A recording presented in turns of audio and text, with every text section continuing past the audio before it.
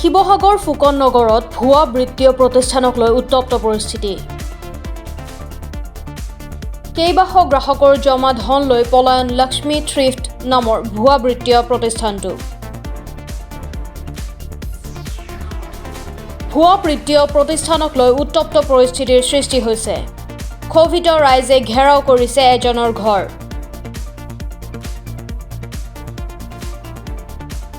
শ গ্ৰাহক তথা জমাকাৰীৰ ধন লৈ উধাও হোৱা গুৰুতৰ অভিযোগ উত্থাপিত লক্ষ্মী থ্ৰিফ্ট নামৰ এটা ভুৱা বৃত্তীয় প্ৰতিষ্ঠানৰ বিৰুদ্ধে।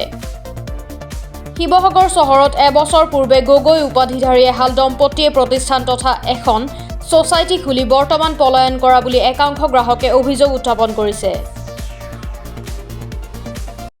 ইয়াত এটা বেংকৰ প্ৰতিষ্ঠান আছিলে যিটোত আমি ডেইলি একাউণ্ট হিচাপে খুলিছিলোঁ। কালেকশ্যন আনিবলৈ আমাৰ ঘৰৰ পৰা ডেইলি গৈছিলে।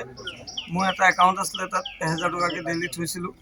তো তেওঁলোকে মানে ছ'চাইটি হয় একচুৱেল প্ৰথমে কৈছিলে যে আমাৰ 3টা বেংকলৈ টাইপ আছে, এনেকৈ কৈ পেলাই আমাৰ পৰা মানে পইচাটো ডেইলি একাউণ্টত লৈছিলে। যোৱা বছৰ জিতা গগৈ গৈছিলে, তাৰপৰা আপোনাৰ অভিজিত গগৈ গৈছিলে, দুজন মানে হাজবেণ্ড ৱাইফ দুজন গৈছিলে। তেওঁলোকৰ বেংকৰ মেনেজাৰ হৈছে আপোনাৰ অভিজিত গগৈ আৰু জিতা গগৈ মানে এছিষ্টেণ্ট হেৰি হয়। আৰু লগত তেওঁলোকৰ এজেণ্টে পইচা আনেগৈ। ডেইলি ৰিচিভ আছে দিয়া, পাছবুকো আছে মোৰ ওচৰত যিহেতু। তো মোৰ টোটেল আছে আপোনাৰ ছেভিঙে সৈতে মিলাই পেলাই 2,02,000 টকা। তাৰপিছতে মই এটা তেওঁলোকে লোনৰ কথা হেৰি কৰিলে, তাৰপৰা মই লোন এটা লৈ লওঁ বুলি ভাবিলোঁ। তাৰ লোন প্ৰয়োজন হৈছিলে মোৰ ব্যৱসায়ৰ কাৰণে। তাৰ মই লোন এটা এপ্লাই কৰিবৰ কাৰণে মোৰ ডকুমেণ্টছো মই চব দিলোঁ, চেক দিছিলোঁ। তাৰপিছতে আপোনাৰ মোৰ ইনকাম টেক্স ৰিটাৰ্ণ ফাইল দিছিলোঁ, GST দিছিলোঁ। দিয়াৰ পিছত তেওঁলোকে মোক মানে এতিয়া লোনটো দিব নোৱাৰে, আজি দিম কালি দিম কৰি আছে। তাৰপিছত গম পাইছে নহয় বোলে এওঁলোকৰ বেংকটো অলপ খেলি মেলি কৰিছে। তেতিয়া মই ক'লোঁ যে মোক লোনটো দি দিয়ক সোনকালে, যদি দিয়া আৰু নিদিয়ে মোক প্ৰিমিচিউৰিটি দি দিয়ক, মোক পইচাটোকে ঘূৰাই দিয়ক। তেতিয়া মোক ক'লে ছেভিংটো লৈছিলে মোৰ পৰা 16,000 টকা, ছেভিঙো মোৰ তেওঁলোকৰ তাত জমা দিছিলোঁ, আৰু ৰিচিভ আছে মোৰ ওচৰত। তাৰপিছত এতিয়া তেওঁলোকে লোন নিদিলে, খালি মোক লোনৰ বিনিময়ত গৈ পেলাই 25,000 দুবাৰ দিছে। তেওঁলোকে এটা লোন দিম বুলি 3 লাখ টকা চেংচন কৰি দিবলৈ মোক 25,000 দুবাৰ দিলে। আৰু মোক পইচাটো মানে নিদি পেলাই তেওঁলোকে লাষ্টত ক'লে যে নহয়, আমাক কাষ্টমাৰ ডেইলি কালেকশ্যন হোৱা নাই আৰু লোন দিব পৰা আমাৰ এতিয়া বৰ্তমান অৱস্থা নাই, যাৰ কাৰণে আপোনালোকক লোন দিব এতিয়া আপোনাক নোৱাৰিম, প্ৰিমিচিউৰিটিৰ কাৰণে আপুনি এটা এপ্লিকেশ্যন কৰক, আপোনালোকক পইচাটো ৰিটাৰ্ণ কৰি দিম বুলি ক'লে। কোৱাৰ পিছত আমি ঠিক আছে বুলি এপ্লিকেশ্যন দিলোঁ। এপ্লিকেশ্যন দিয়াৰ 2 দিন পিছৰ পৰা তেওঁলোকে ছুইচ অফ কৰি পেলাই তেওঁলোক এতিয়া মানে পলাতক অৱস্থাত আছে। তাকে তেওঁ আজি ঘৰত আছে নি বুলি বিচাৰি অহা হৈছিলে, গোটেই ৰাইজসকল আহিছিলে। তাৰপিছত এতিয়া নাপালোঁ, নোপোৱাৰ কাৰণে আমি এতিয়া ভাবিছোঁ যে DC ছাৰৰ তাত এটা আমি মেম'ৰেণ্ডাম এখন দি পেলাই বস্তুটো জনাব বিচাৰিছোঁ। আমি আইনৰ সহায় বিচাৰিছোঁ। বেংক ক'ত আছে? বেংকটো আছিলে আপোনাৰ চেণ্ট্ৰেল মাৰ্কেটৰ ওচৰত, এই আমলাপতি। নামটো কি বেংকটো গম পাই? বেংকটোৰ নামটো কিবা লখিমী গাঁৱলীয়া বেংক নে এনেকুৱা কিবা নাম এটা। কষ্টপাৰ্জিত তথা গাঁঠিৰ ধনৰ লাখ লাখ টকা উক্ত প্ৰতিষ্ঠানটোত জমা থৈছিল বহু সংখ্যক গ্ৰাহকে। কিন্তু বৰ্তমান মেচিউৰিটি হোৱা ধনসমূহ ঘূৰাই বিচৰাৰ পিছতে কোনো সঁহাৰি লাভ নকৰাত হাহাকাৰ লাগিছে গ্ৰাহকসকলৰ মাজত। বহু সংখ্যক গ্ৰাহকৰ সাঁচতীয়া ধন মেচিউৰিটি হোৱাত প্ৰাপ্য বিচাৰি যোগাযোগ কৰাত ফোন অফ কৰি প্ৰতিষ্ঠানটোৰ স্বত্বাধিকাৰী পলায়ন কৰাৰ গুৰুতৰ অভিযোগ উত্থাপিত কৰি শিৱসাগৰ নগৰৰ বৰ্ডিং খেলপথাৰৰ সমীপতে থকা কাৰ্যালয়ৰ সন্মুখত ভুক্তভোগী গ্ৰাহকসকলে উত্তপ্ত পৰিস্থিতিৰ সৃষ্টি কৰে।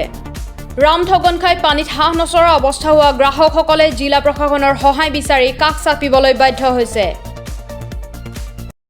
মানে কি, এইটো আমাৰ গাঁৱলীয়া লখিমী বেংক বুলি আমাক তেওঁলোকে কথা দিছিলে। তেওঁলোকৰ হেনো 3-4টা বেংকৰ লগত লেনদেন আছে বুলি কৈছিলে, আমাক এজেণ্টে কোৱা মতে দেই। আমি কোনো বেংকৰ মেনেজাৰ দেখা নাছিলোঁ। তেওঁলোকে আমাক এইখিনি কথা কৈছিলে। তেওঁলোকৰ বেংকৰ ফালৰ পৰা হেনো লোন দিয়া বুলি কৈছিলে। ইমান আমাক মানে প্ৰুফ দিছিলে, সম্পূৰ্ণ প্ৰুফ দি। গাঁৱলীয়া লখিমী বেংকটোতো চৰকাৰী বেংক, আমি সেইবোলে জানো। আমাক এখন তেওঁলোকে পাছবুক দিছিলে গাঁৱলীয়া লখিমী বেংকৰ। কিন্তু আমাক একাউণ্টটো খোলালে আকৌ পইচা মেচিউৰিটি হ'বৰ কাৰণে আমাক আকৌ এক্সট্ৰা একাউণ্ট খোলাইছে। এক্সট্ৰা আমি 200 টকাকৈ একাউণ্ট খোলাইছে, ছেভিং একাউণ্ট আকৌ খোলাইছে। খুলিলোঁ বেংকলৈ, আজি 4 দিন 5 দিন আহিছোঁ। মেচিউৰিটি হোৱা দিন পাৰ হোৱাৰ পিছত আমাক মাতিছে। 15 মানে মেচিউৰিটি হ'বলৈ এমাহ লৈছে। তাৰ পাছতো সিহঁতি আমাক 15 দিন লৈছে সময়। 15 দিন লোৱাৰ পিছত আমি 3-4 দিন আহিছোঁ।